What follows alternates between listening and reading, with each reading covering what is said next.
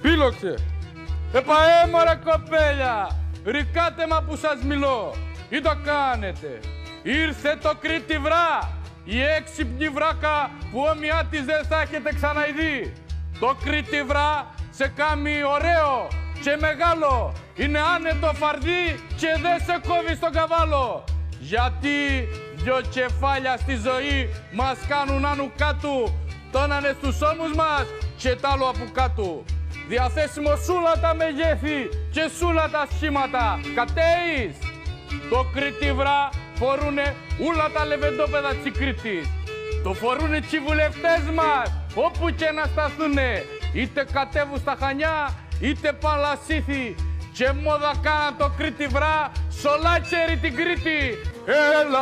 Έλα, σολάτσερι την Κρήτη. Βάλε ένα τσίμωρα κοπέλι. Έτσι, βρικάτε σχέδια.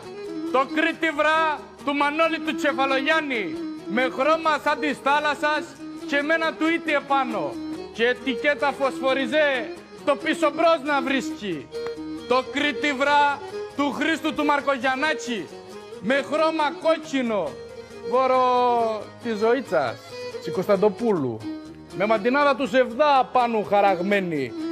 Δεν πάω πια στα πρόβατα, τις έγες θα πουλήσω, γιατί δεν βρίσκω κοπελιά στα όρινα γαμίσω. Γι' αυτό κι εσείς μην ξαργείτε. Θωρείτε τον αριθμό, εκεί Ζερβά. Εκεί κάτω εκεία. Καλέστε τώρα γρήγορα και πάρτε το Κρήτη βρά προτού σωθεί. Τέτοια ευκαιρία δεν βρίσκεις ποθές. Για τα 10 πρώτα κοπέλια που θα τηλεφωνήσουν τώρα αμέσως, ντε λόγο, να πάρουνε το Κρήτη βρά, δώρο μια νταμιτζάνα τσικουδιά από το δάκρυ Τσιντόρα Συμπακογιάννης. Μη βάνεις τον κόλο στον τροβά. Βάλε τώρα Κρήτη βρά.